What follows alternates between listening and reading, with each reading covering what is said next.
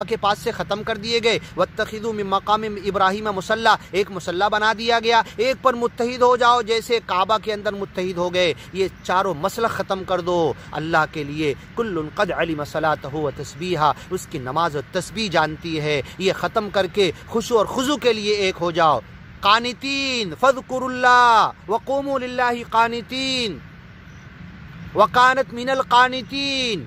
مریم علیہ السلام کو کہا جا رہا وَارْكَعِي مَعَ الرَّاكِعِينَ۔ تو یہ نصف امت کو جو تم نے مسجد سے دور کر دیا، عورتوں کو انہیں بھی مسجد میں آنے دو۔ اللہ قرآن میں حکم دے رہا۔ احادیث کے اختلاف کو اگر ابھی وقتی طور پر ایک طرف رکھیں تو قرآن کہتا حضرت مریم سے وَارْكَعِي مَعَ الرَّاكِعِينَ، اے مریم تم رکوع کرنے والوں کے ساتھ۔ تو میری بیوی کو کس نے منع کر دیا؟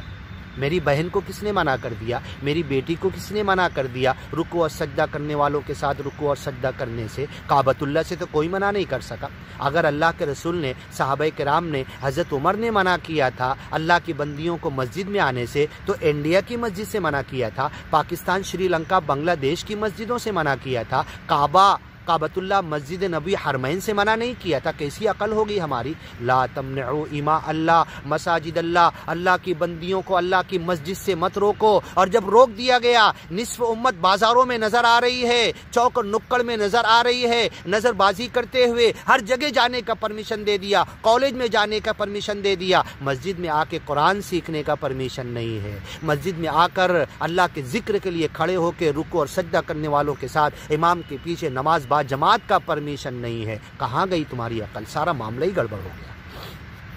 قرآن کی خلاف ورزی، اللہ کی حدود کی خلاف ورزی۔ لا تمنعوا اماء اللہ مساجد اللہ، کلیئر کٹ حدیث ہے، کوئی اس حدیث پہ شک نہیں کر سکتا۔ اللہ کی بندیوں کو اللہ کے گھروں سے روکو مت۔ حضرت عمر روک دیں گے، سارا معاملہ ہی گڑبڑ کر دیا۔ سارا الزام حضرت عمر پہ ہی لگاتے ہو۔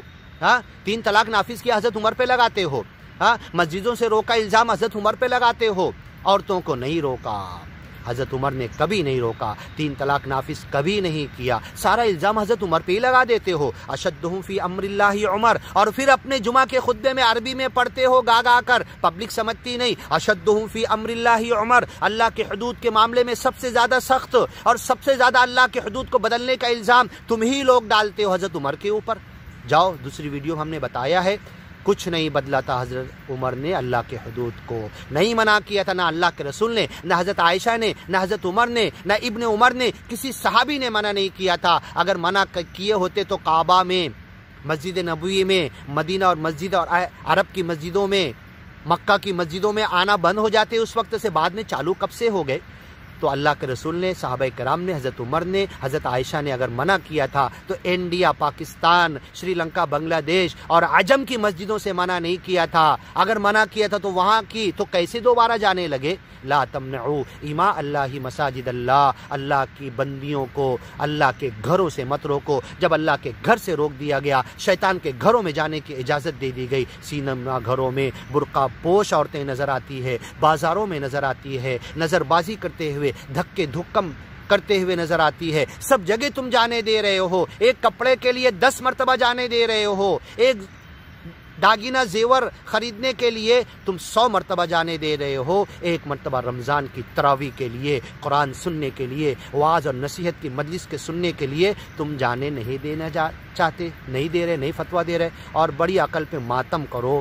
افسوس ہوتا ہے کہ اللہ کی مسجدوں سے اللہ کی بندیوں کو تو روک دیے۔ بندے نے اپنی آنکھ سے دیکھا، گربیت کی مسجد مالیگاؤں میں تبلیغی جماعت کا مرکز بنا ہوا ہے، وہاں نماز کے لیے عورتیں نہیں جا سکتی۔ فتنہ شکیلیت بتانے کے لیے تقریر تھی تو وضو خانے پر عورتیں آ کر بیٹھی ہوئی تھی۔ بتاؤ یہ کیا ہے؟